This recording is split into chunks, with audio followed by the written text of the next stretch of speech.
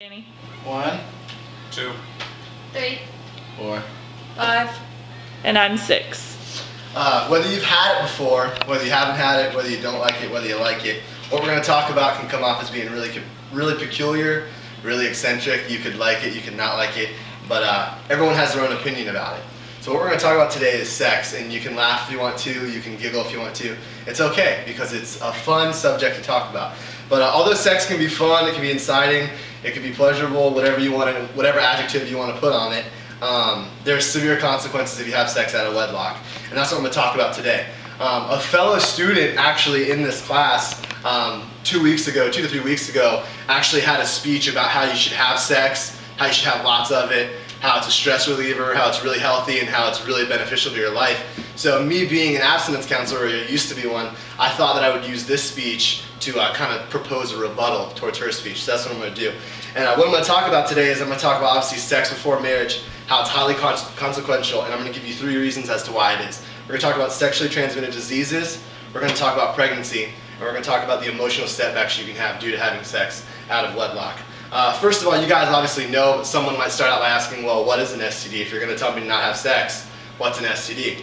An STD is defined as an infection that can be transferred from one person to another during sexual contact.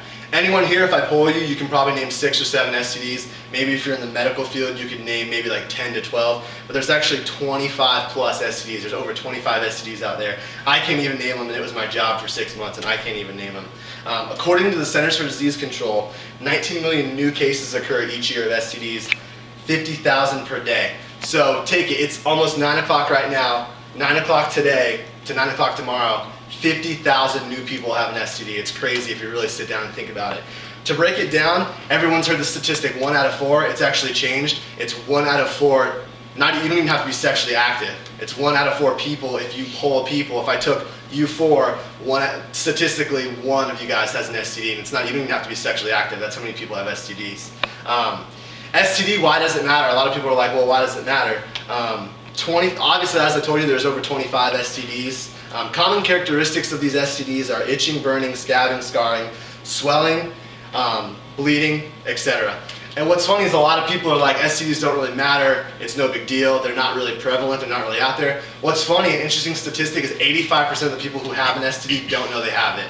So you could have sex with somebody, they look straight, you haven't heard of a reputation of them having it, and they could have something that could pretty much mess you over for the rest of your life. 85% of the people who have it don't know they have it. That's why it's not really a big issue, but it really is a big issue. A lot of people are like, there's a pill for it, no big deal. 3 of the most common STDs out there, I call it the triple H factor. They don't have cures for them. Those are HPV, HIV, and herpes. HPV is the most common disease in America. And what's funny, it's not really funny, but what's funny about HPV is it doesn't go away. I don't want to be gross, but it's basically characterized by warts that you have to cut off, burn off, freeze, or pour acid on them, which doesn't sound fun. And just like a haircut, once you do that, they grow back. And with girls, it's actually the #1 cause of cervical cancer, so you could die from it. Most are curable, that's what a lot of people say, but you have symptoms before they're cured.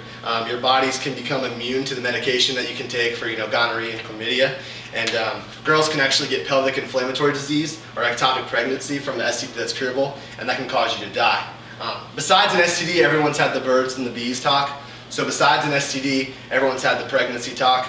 I'm not going to get into too much detail, but it could be a beautiful thing if you do it at the right time, but out of wedlock, it's probably not the best idea. 90% of guys leave their pregnant girlfriends. If a guy gets his girlfriend pregnant, 90% of the time he's going to leave her. According to About.com, 40% of single parents live below the poverty level.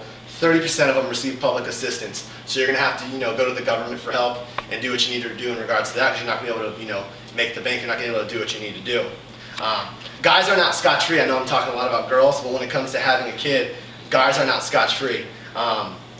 The average guy who leaves his girlfriend pays $250,000 in 18 years in child support.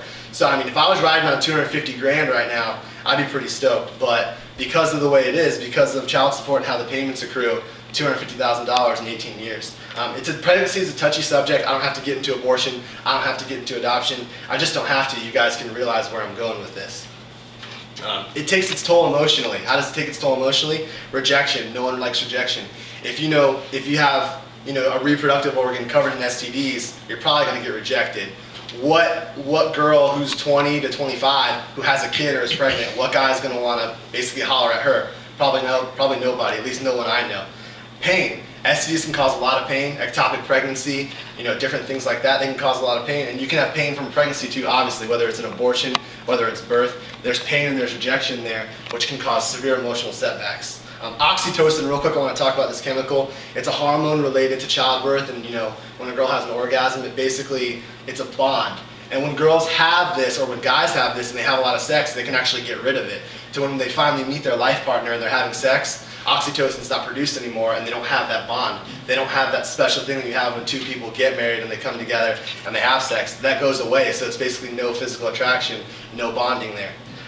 In conclusion, I just want to let you guys know, is it really worth it? According to Abbott.com, more than 1 million people are living with HIV in the USA.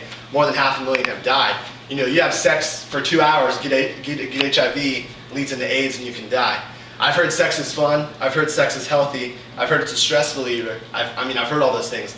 But when you play it back, it doesn't sound fun to me. If you have an STD that doesn't go away. It sounds far from healthy if you have to take medication for an STD that you have that's not going to go away, or you have different discharges, or you give birth to a child that has the STD that you have. It doesn't sound fun to me, and it sounds like you'd actually induce more stress on your life. On average, 15 minutes to a few hours, that's how long sex lasts. Is it worth it? You tell me.